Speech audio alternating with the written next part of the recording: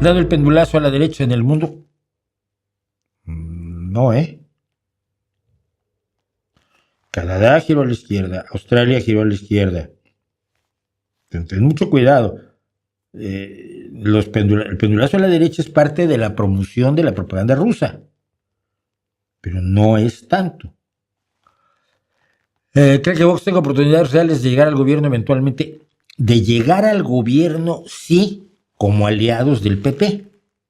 Es decir, si el PP no tiene suficientes votos, que no los va a tener para gobernar, su única esperanza es que sus votos, junto con los de Vox,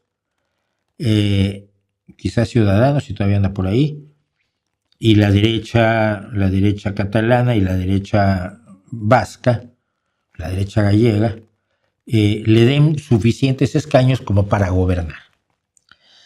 En realidad esto no debería pasar porque la gran mayoría de los españoles es de izquierda, pues ligeramente de izquierda por lo menos, tiende más a la izquierda que a la derecha. Pero como tenemos a dos partidos de izquierda rascando votos al PSOE para impedir que tenga una mayoría adecuada, es muy probable que lo que logren Podemos y Sumar sea que gobiernen PP y Vox. Es decir, ellos no creen en el voto útil porque sus principios, que tienen sus principios, el de Sumar todavía me los creo un poco. Vieja gente de izquierda hundida, izquierda unida. Pero de Podemos, de la dirigencia, pues no me creo. ¿Saben en qué primaria se decidió que Irene Montero va a ser la siguiente candidata a la presidencia por Podemos? En una primaria que hicieron en su casa Irene y Pablo. Llamaron por teléfono a Ione Belarra, le dijeron, ya tenemos candidata. Y dijo Ione, ahí soy yo. No, es Irene. No, es decir, no hay ninguna participación democrática al interior del partido, ni merece la pena, cada vez menos. Pero puede rascar votos. Y el problema es, los votos que rasca el Podemos y Sumar, les dan muy poquitos escaños. Esos mismos votos en el PSOE te dan muchos más escaños por el sistema DONT que se utiliza para el reparto proporcional de los escaños. Y es un sistema, no es una ley como muchos creen, es un sistema que se utiliza en todo el mundo cuando hay representación proporcional.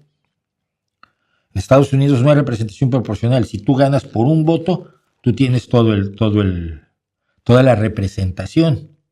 Es decir, si en Asturias gana el PSOE por un voto, todos los diputados de Asturias van a ser del PSOE. En el sistema parlamentario no. Si el PSOE tiene el 48% y el PP tiene el 33% y el otro tiene el 20%, proporcionalmente se les van repartiendo y el que menos votos tiene menos escaños por voto. Es complicado, pero es la única forma y hay varios sistemas para hacerlo, pero todos más o menos dan el mismo resultado.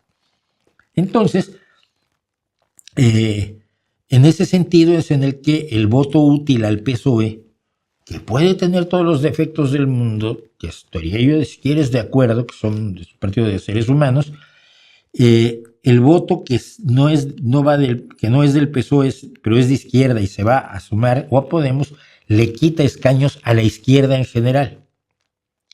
Y esa es la gran apuesta de la derecha. PP se ha acercado muchísimo a Vox, en algunos lugares ha gobernado ya con Vox, y si logra en 2027, porque no creo que la legislatura tenga una votación adelantada, por más que eso quisiera el PP, en 2027, si pudiera tener suficientes votos sumando PP y Vox, o que Sumar decida, o Podemos decida que no quiere estar en el gobierno, y que por lo tanto el PSOE no tiene sus votos para nombrar un primer ministro, que es el presidente de gobierno en España, esa sería la posibilidad de que PP y Vox gobernaran, pero no porque la derecha crezca, no, o por lo menos que no crezca de una manera arrolladora, sino por los conflictos internos en la izquierda. En Podemos pueden tener muchos problemas con la derecha, pero a nadie odian más que el PSOE. Sumar está en el gobierno, pero sabotea el gobierno cada vez que puede Yolanda, ¿no? Entonces, eso le quita fuerza a la izquierda, le da fuerza a la derecha, aunque numéricamente el cambio no sea tan notable como está haciendo querer creer, entre otras cosas, la propaganda rusa.